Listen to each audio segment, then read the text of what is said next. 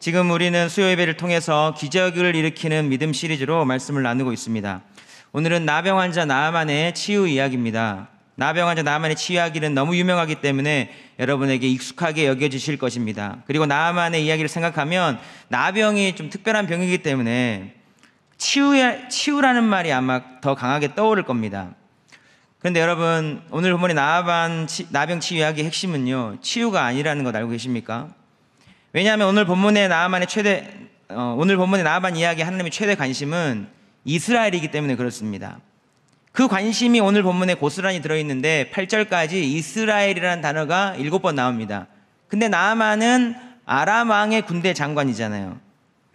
즉 하나님의 주 관심 대상 1번이 아니라는 겁니다. 그런데 왜 아람 왕 군대 장관 나아만이 기적적으로 치유받는 장면을 오늘 보여주는가? 이스라엘 백성을 놀래키려는 거예요. 놀래켜서 주목시키려는 겁니다. 그들의 마음이 이런 기적을 봄을 통해서 주목시키지 않으면 하나님께 쉽게 마음을 두고 주목할 가능성이 아주 적어 보이기 때문에 그런 것입니다. 이런 하나님의 마음이 잘 담겨져 있는 말씀이 오늘 본문 8절 말씀인데요. 8절 말씀을 같이 한번 읽어보겠습니다. 시작. 하나님의 사람 엘리사가 이스라엘 왕이 자기의 옷을 찢었다함을 듣고 왕에게 보내 이르되 왕이 어찌하여 옷을 찢었나이까? 그 사람을 내게로 오게 하소서. 그가 이스라엘 중에 선지자가 있는 줄 알리이다 하니라. 그가 이스라엘 중에 선지자가 있는 줄 알리이다. 이 말을 한 이유는요, 이스라엘 왕 여호람 왕이 이스라엘 중에 선지자가 있는 줄을 모르고 있기 때문입니다. 나병의 기적을 통해서 이스라엘 중에 선지자가 있는 줄 알게 하겠다는 거예요. 그 왕에게, 그 백성에게. 이스라엘 중에 선지자가 있는 줄 알게 하겠다는 것은 더 정확하게 바꿔 말하면요, 이스라엘 중에 하나님이 살아계신다는 것을 알게 하겠다는 겁니다. 지금 이스라엘은 강대국 아람에 의해서 실은 고통을 당하고 있습니다. 백성이 아람에 의해서 괴로워하고 있는 이유는요, 그들이 바알 우상 숭배를 통해서 하나님을 떠나고 그를 잊어버린 결과였습니다. 탐욕으로 인해서 눈이 멀어지고 귀가 닫히고, 그래서 선지자를 통해 하신 말씀을 듣지 못하는 거예요. 그때 선지자를 통해서 이스라엘의 하나님이 살아계심을 알게 하시겠다는 겁니다. 얼마나 이들의 눈이 완고하고 또 마음이 굳어져 버렸냐면요, 열왕기상 16장에 아합이 나오고 17장부터 열왕기하 10장까지 엘리사를 통해서 수많은 말씀들과 수많은 기적들을 행하십니다. 왜 그렇게 많은 기적들을 보이시는가? 그들을 깨우려는 거예요.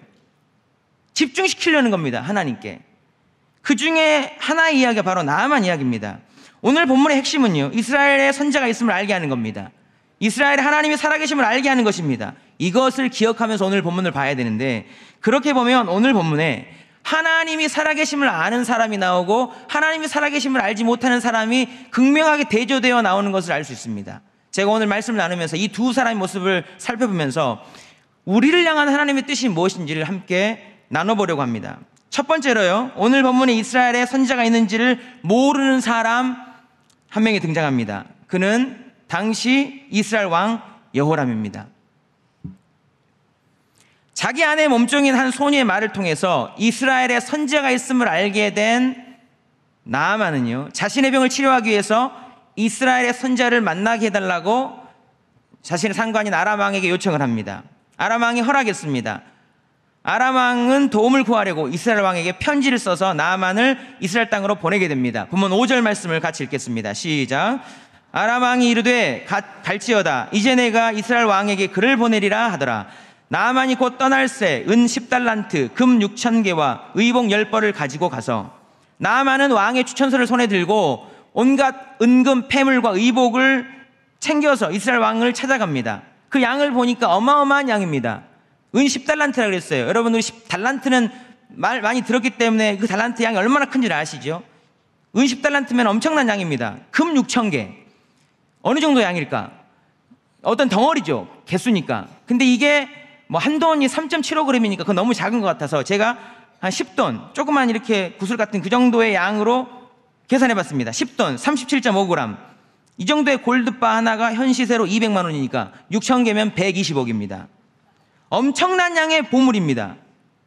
이 엄청난 양에 쌓아 들고 간 보물은요, 나아만이 자기가 느끼고 있는 이 나병에 대한 병의 무게가 어느 정도인지를 보여주는 거예요.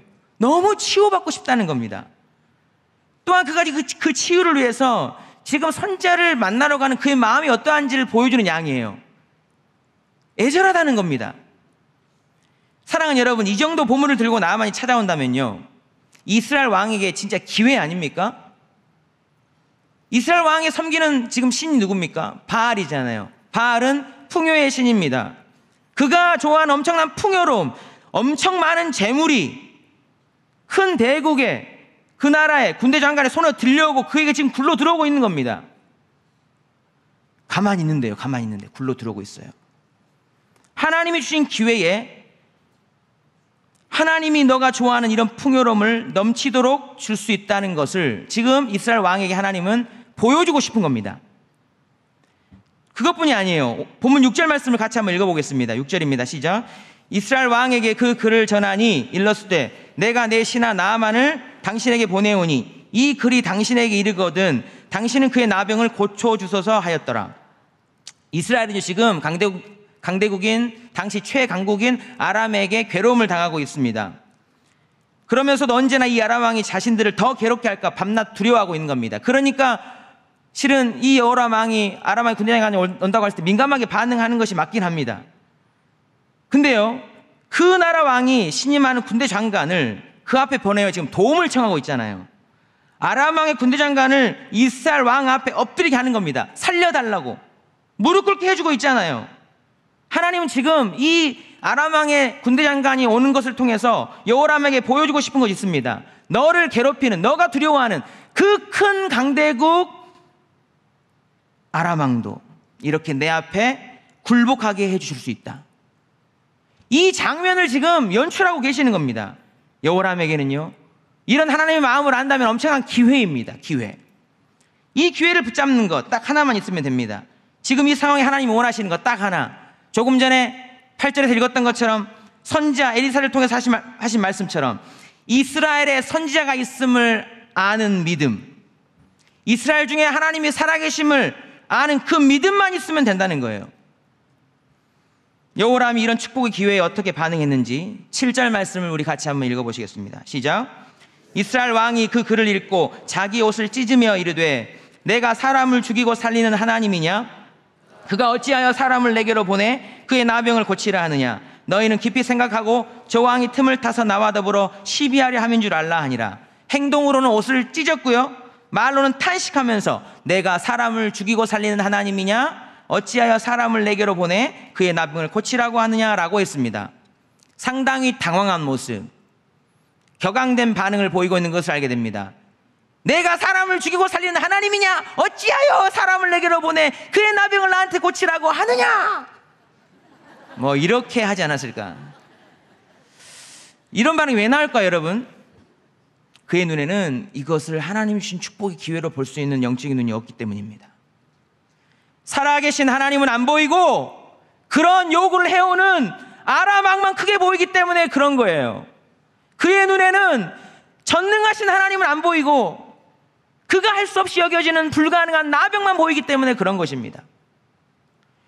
이렇게까지 기회를 주신 하나님의 마음을 모르는 거예요. 안타깝지 않습니까, 여러분? 여러분 볼펜 있으시면요, 그 7절 그가 어찌하여 사람을 내게로 보내 그의 나병을 고치라 하느냐, 이 옆에다가 한번 좀 써놓으시기 바랍니다. 언제 너한테 그의 나병을 고치라고 했느냐? 저는 거기다가 하나 더 써놨습니다. 하나님이 살아계심을 알라고 그랬지. 사랑하는 여러분, 지금의 모든 상황은 하나님께서 이스라엘에 선지자가 있음을 알게 하려고 연출해 놓으신 일들입니다. 이 순간 여호람의 눈에 사람을 살리고 죽일 권세가 있는 하나님이 생각나고, 정말 아람 왕이 두렵게 느껴지긴 했지만 그 아람 왕보다 크신 하나님이 믿어지고, 나병은 정말 불가능해 보이지만 전능하신 하나님이 하실 수 있다는 것을 믿는 믿음이 있었다면 얼마나 좋았겠습니까? 그것을 믿었다면 내가 사람을 죽이고 살리는 하나님이냐, 이 말이 안 나옵니다. 대신요, 하나님 아버지, 정말 상황이 어렵고 두렵습니다. 이때까지요, 제가 제 힘으로 할 수 없는 일들을 제가 할 수 있을 것처럼 살아왔습니다. 그게 연약한 저의 모습이었습니다. 상황은 할 수 없어 보이지만 하나님이시라면 할 수 있습니다. 도우실 분은 하나님밖에 없습니다. 하나님을 인정합니다. 하나님이 하실 수 있습니다. 이스라엘에 하나님이 계심을 믿습니다. 하나님 도와주십시오. 이렇게 하고 엎드리지 않았겠습니까, 여러분? 그런데 안 되는 겁니다. 왜요? 그의 마음 가운데는 바알이 있습니다. 탐욕의 신에 오염되어 있습니다. 그의 눈에는 그의 의식하는 사람만 보입니다. 힘세 보이는 사람 보입니다. 눈치만 보고 있습니다. 아람 왕이 보이고 치유 불가능하게 보이는 나병은 보이는 겁니다. 그러니까 아람 왕이 틈을 타서 나와 더불어 시비하려고 한다, 이렇게 생각하는 것입니다. 이런 나아만의 모습을 통해서 알 수 있는 것이 있습니다. 우리 안에 이와 같이 바알신, 돈, 명예, 권력, 우리 이득을 위한 어떤 무엇인가, 또 상처, 쓴뿌리, 두려움 등의 어떤 마음의 우상들이 자리하고 있다면요, 정말 하나님을 인정해야 될 그 중요한 순간에 이처럼 하나님의 살아계심 인정하지 못하게 만들어 버린다는 겁니다. 저는 나아만이 옷을 찢으면서 이렇게 반응하고 있는 모습을 보면서 요엘 2장 13절 말씀이 떠올려졌습니다. 우리 이 말씀을 같이 한번 읽어보시겠습니다. 시작. 너희는 옷을 찢지 말고 마음을 찢고 너희 하나님 여호와께로 돌아올지어다. 그는 은혜로우시며 자비로우시며 노하기를 더디하시며 인애가 크시사 뜻을 돌이켜 재앙을 내리지 아니하시나니 옷을 찢지 말고 마음을 찢고 돌아오라고 말씀하십니다. 정말 당황스럽고 어렵고 힘들고 내가 감당하기 어려운 난처한 일들이 우리 삶 가운데 벌어진다면 그 자리가 바로 하나님을 인정할 자리이고, 우리가 옷을 찢지 말고 마음을 찢고 하나님께로 돌아가야 될 자리라고 말씀하십니다. 사랑하는 여러분, 하나님께서 우리 가운데 살아계시는 하나님이신 줄 믿습니다. 그 하나님, 우리가 언제든 돌아갈 때에 자비로우시고 은혜로우시고 노하기를 더디하시고 인애가 크신 좋으신 하나님이 되어주실 줄 믿으실 수 있기를 간절히 바랍니다. 오늘 본문의 여호람을 반면교사 삼아서 어느 상황이든 하나님의 살아계심을 믿고 그 하나님 앞에 믿음의 반응을 보이며 하나님께 영광 돌리며 그 자리에서 하나님의 도우심을 얻게 되는 저와 여러분의 삶이 될 수 있게 되기를 간절히 바랍니다. 두 번째로 오늘 본문 방금 보았던 이스라엘 왕 여호람과는 달리 정말 너무 대조되는 한 사람의 모습이 등장하고 있습니다. 이스라엘에 선지자가 있는 줄 아는 한 소녀입니다. 두 번째입니다. 한 소녀. 이 소녀를 어떻게 오늘 본문은 소개하고 있는가? 2절 말씀을 같이 한번 읽어보겠습니다. 시작. 전에 아람 사람이 떼를 지어 나가서 이스라엘 땅에서 어린 소녀 하나를 사로잡음에 그가 나아만의 아내에게 수종들더니, 성경은 그의 소속을 분명하게 말하고 있습니다. 이스라엘 땅에서 잡혀왔다. 지금 포로지만 잡혀와 있지만 그의 소속은 하나님을 섬기는 이스라엘 땅이라고 말씀하십니다. 그는 하나님에 속한 사람이었습니다. 몸으로는 포로이고 종이지만 막강 대군 아람 군대 장관의 그 아내의 몸종이 됐습니다. 다른 말로 하면요, 하나님의 자녀의 신분으로서 현실은 되게 어려웠다. 세상적으로는 보자면 그는 파리 목숨과 같이 여겨지는 그런 상태에 있다는 겁니다. 말 한마디 조심히 내뱉어야 하는 상황. 그런 어린 소녀 입에서 인간적으로 상상하기 쉽지 않은 그런 말이 터져 나오고 있습니다. 3절 말씀을 같이 한번 읽습니다. 시작. 그의 여주인에게 이르되 우리 주인이 사마리아에 계신 선지자 앞에 계셨으면 좋겠나이다. 그가 그 나병을 고치리이다 하는지라. 그녀가 믿음이 있어서 하는 말인 것은 분명하지만 상식적으로 생각하면 이것이 얼마나 위험한 발언인지를 우리는 알 수가 있습니다. 나아만은 당시 세계 최강국인 아람 나라의 군대 장관이라는 높은 지위와 권력을 가지고 있습니다. 그러나 지독히도 떼어내버리고 싶은, 그를 괴롭히는 나병을 가지고 있습니다. 이것을 치유만 할 수 있다면 그의 지위와 그의 모든 재물, 모든 것을 다 가지고 어떤 대가를 치러서라도 그렇게 하고 싶은 그런 마음이 있는 겁니다. 동시에요, 그의 나병은 언제든 그의 감정을 상하게 할 수 있는 그의 컴플렉스입니다. 이 약한 부분을 누군가 잘못 건든다면 그의 권력으로, 그의 힘으로 아주 위험한 일을 할 수 있는 그런 힘이 있는 사람이었다는 겁니다.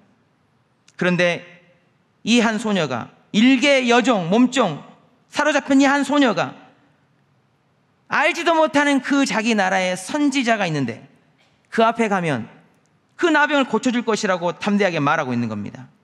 당연히 나아만의 입장에서는 귀가 솔깃했을 것입니다. 솔깃하기 때문에 당장 그 아이의 말대로 실행해 볼 수도 있습니다. 그런데 여러분 잘 보세요. 그것이 만약 사실이 아니었다면 어떻게 될까요? 그 먼 길 이스라엘을 고생해서 많은 재물을 가지고 가서 갔다 왔는데 이 소녀의 말대로 했는데 그렇게 소녀의 말대로 되지 않았을 경우 어떻게 됐을까요? 나아만이 그냥 있겠습니까? 그 나아만의 감정 상태에 따라 이 소녀는 그야말로 파리 목숨입니다. 이 아이가 혹시 나아만이 그런 치유를 받지 못하고 헛걸음했었을 때 그 나아만이 어떻게 자기에게 반응할까?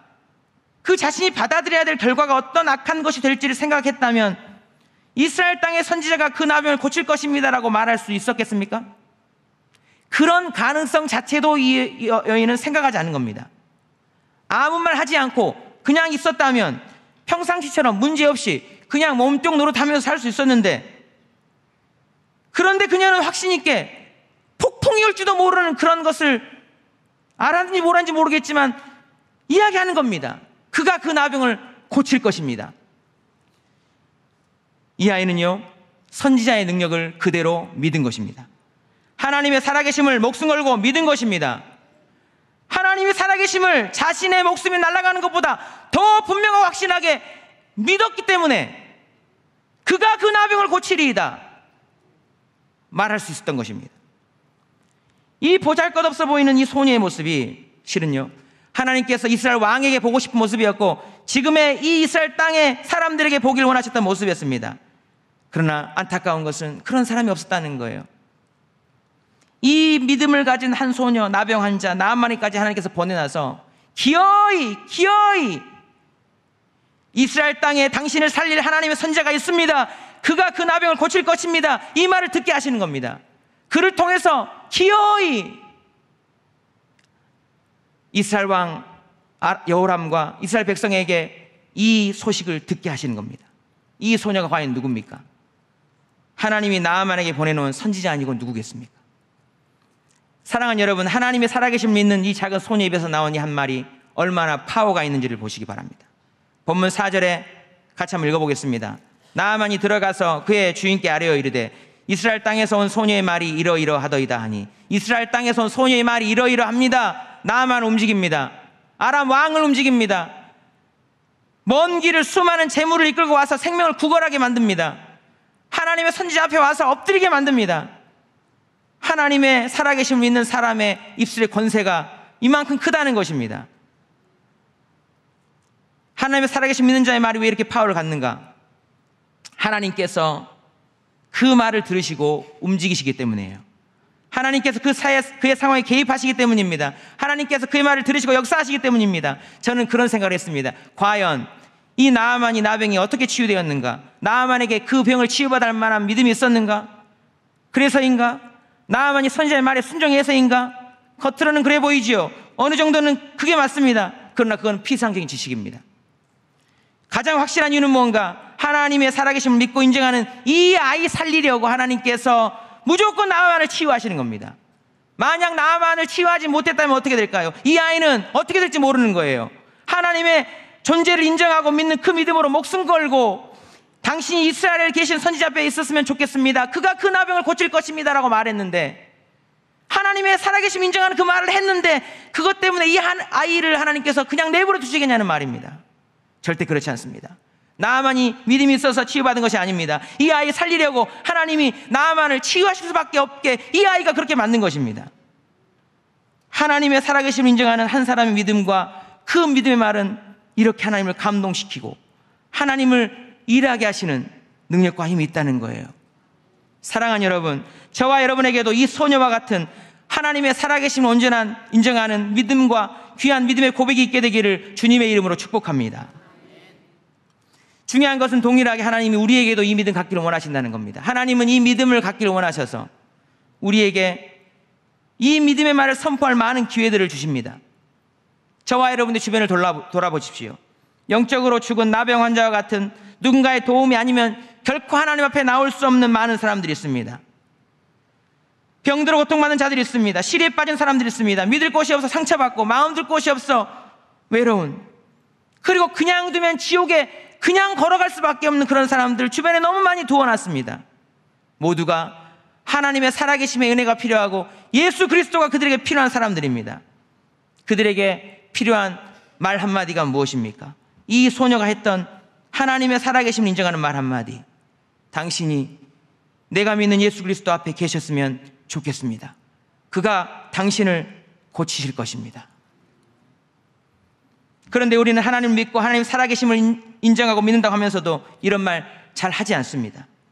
분명 하나님이 그들에게 필요하다는 걸 알고 있으면서 외면해 버립니다. 잘 하기 쉽지 않습니다. 왜일까요? 많은 이유들이 있겠지만 우리 안에 자존심이 있는 겁니다. 하나님의 반응보다 그 사람의 반응이 더 크게 신경 쓰이는 것입니다. 그 사람이 받아들이지 않으면 어떻게 하나? 그 사람이 진짜 교회에 나오긴 나왔는데 정말 내가 말한 대로 되지 않으면 어떻게 하나? 그들의 문제가 해결되지 않으면 어떻게 하나? 의심이 있는 겁니다. 나를 이상하게 생각하면 어떻게 하나? 이것 때문에 그 사람 관계가 흐트러지면 어떻게 하나? 그것 때문에 내가 외면당하면 어떻게 하나? 그런 많은 생각들 때문에 말을 안 하는 것입니다. 사랑하는 여러분, 실은 이 모습이 조금 전에 하나님의 살아계심을 인정하지 않았던 이스라엘 왕 여호람의 모습과 똑같지 않습니까? 하나님의 살아계심을 인정하기보다 내 눈에 앞에 보이는 상황과 그 사람이 더 크게 보이는 거예요. 역사가 일어날 수가 없습니다. 왜냐? 하나님은 선지자를 통해 이스라엘 중에 선지자가 있음을 알게 하시겠다 했습니다. 저와 여러분을 통해서 하나님이 살아계심을 이 땅 가운데 그들 가운데 나타내고 싶으시다는 겁니다. 그러려면 우리가 입을 열어야 되는 거예요. 사랑하는 여러분, 저와 여러분에게 매 순간 하나님의 살아계심 인정하는 믿음의 고백이 있음으로 말미암아 그들이 여러분을 통해서 하나님의 영광을 보게 되기를 간절히 바랍니다. 그들이 여러분으로 말미암아 주님 만나게 되는 역사가 있게 되고 그들이 여러분으로 말미암아 내가 당신 때문에 구원의 은혜를 얻었습니다 라고 고백하는 그런 놀라운 은혜가 있게 되기를 간절히 바랍니다. 이것이 기적입니다. 제 딸과 아들이 초등학교 2학년과 1학년이 됐습니다. 초등학교 학부형이 됐습니다. 학부형이 되자 이전에 알지 못했던 세계가 있다는 것을 제 아내를 통해 알게 됐습니다. 아내가 아예 초등학교 같은 반 자모들 모임을 갖게 되고요.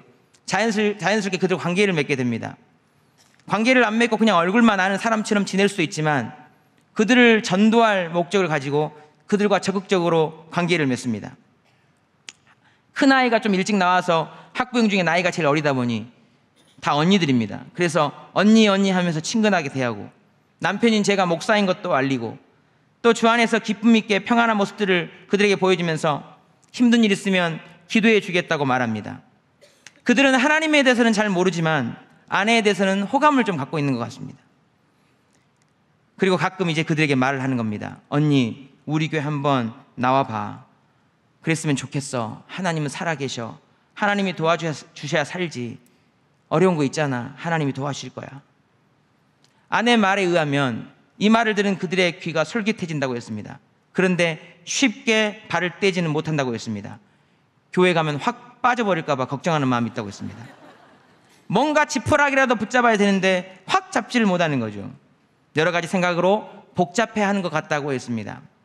그러면서도 아내를 피하지는 못하고 만나면 위로가 되고 좋으니까 만나고 싶은데 만나면 또 교회 가자 하니까 매일 만나지 못하고 살짝 부담스러워서 띄엄띄엄 며칠에 한 번씩 잘 지내니? 이러면서 연락을 해온다고 합니다. 그런데 연락해서 뭐 하자고 한 줄 아십니까? 우리 함께 만나서 술 한잔 하면서 이야기 좀 하자. 저 깜짝 놀랐습니다. 처음 알았습니다.